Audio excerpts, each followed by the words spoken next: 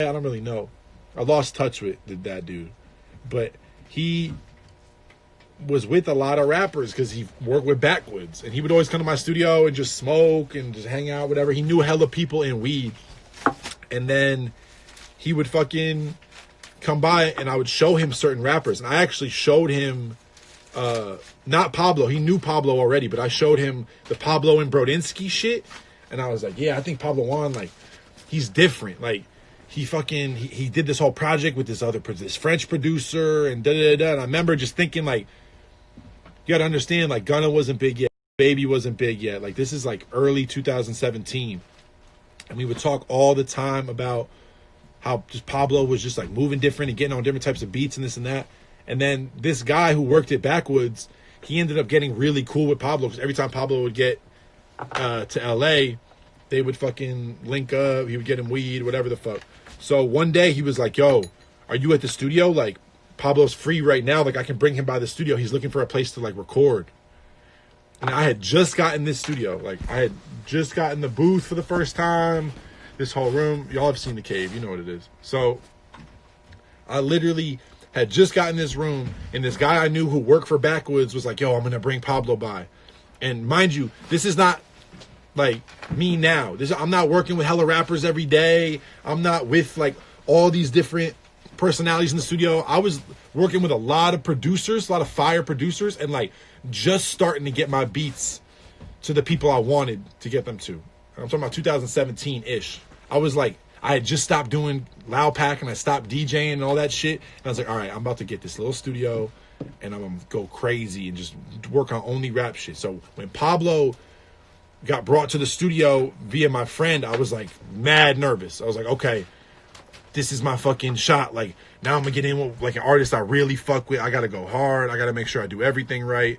Blah, blah, blah. Like, I didn't really know how to record vocals like that. I was not a good engineer. I didn't really know how to bounce a song and make it loud. I didn't know a lot of different shit. But I did know no engineer was going to come here and help me. I got 30 minutes notice. This rapper is about to pull up to my studio. I better figure it out. Luckily, Pablo came here. He fucked with one of the first beats I played him. He got on it. It's like I think it's now like the second song on the project or something like that. But he came here. He got on the song. I got through it somehow. We were playing it back mad loud. Listened to it. He was fucking with it. And he literally just said to me, he's like, yo, we're going to do a whole tape. He was like, we're going to do a tape. The cover is going to be me in the Kenny from South Park outfit, and that's going to be the project.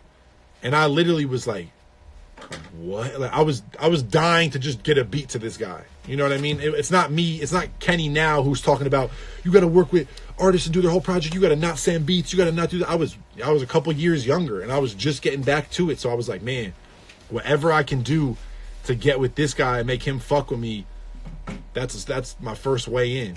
Because you have to understand, at the time, like, Pablo at that time in 2017, he was one of the hottest things in Atlanta, point blank, period. Like, everybody was talking about him. And so I was astonished that I even got in the room with him. That day he left, when we made our first song, and I didn't really know what I was doing, I went to take the song and loop the hook. I wanted to just put the hook of the song at the end of the song. I realized I recorded the whole thing at the wrong tempo. Like, I had literally, the first time I had recorded a rapper in my studio here, I didn't even set the tempo because I was so nervous that I just put the beat in and just started recording him. And luckily, the whole time he was here, I never had to, like, do anything but record him and keep playing it back. So I went back and looked, and I was like, oh my God, I never even set the fucking tempo. I'm an idiot. And so the song wasn't lining up and shit. So the next day, he said he was going to come back. So I spent the whole day, like, YouTubing, like, all right, how to do key commands on Ableton so you can make the shit go faster. How to, like, use the preamp that I had that I didn't even know how to use. I just had it. Started looking up vocal chains. I started watching Alex Toomey periscopes and trying to figure out, like, what plugins Alex Toomey was using on vocals so I could use those same plugins. And I spent the whole day just practicing vocals. Pablo got there that night. I was a little bit better. He yelled at me like twice, though. He was like, what the fuck are you doing? Like, a couple times it took me like 5-6 seconds before we could get back to recording because I had fucked something up. And I kept fucking up all week, but luckily Pablo was fucking with me and he was really fucking with the beats. So we just kept getting through it. And I told him, I was like, bro, I'm not really an engineer. But he was like, yeah, all good. Like, whatever. Like, da-da-da. And he was mad cool about it. If you know Pablo now, Pablo records at a very high level. Like, he's quick. He's, like, efficient. There's not a lot of time to, like, fuck up, ask questions, have a conversation. Like, that's not really happening with him.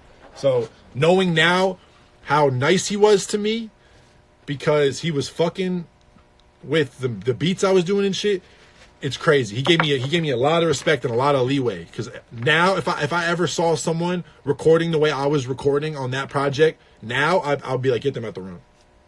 I hate to say it, but like, if I saw someone moving as slow as I was moving and fucking up as much shit as I was fucking up, there was times where I would like only record half of what he said by accident. And I'd be like, yeah, say it one more time. And he'd be like, nah, that was the one. And I'd be like, nah, like the beginning of it got fucked up. And he'd just be like, all right. And he would do it over. But like, he didn't know I was figuring shit out. Thank you, Pablo.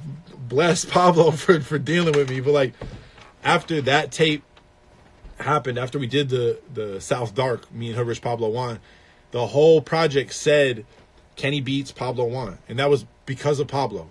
That was not me being like, oh, bro, I need my name on it. He was like, I want your name on it with me, and I'm going to wear the Kenny costume. The next month, I did the Little WAP project. Probably the month after that, Mitchell, my intern, was just hitting me up all the time, being like, hey, bro, I fuck with this shit. I fuck with that Little WAP shit. Da, da, da, da. Like, that's how far back Mitchell was on my Twitter. Like, I used to go on live during that time period, 2017 probably, and have 10, 11 kids in here. But it really, like, started formulating shit for me in my head. I was like, wow, I got with a really hot new artist, and we did a whole group of songs. Some of those songs, not perfect.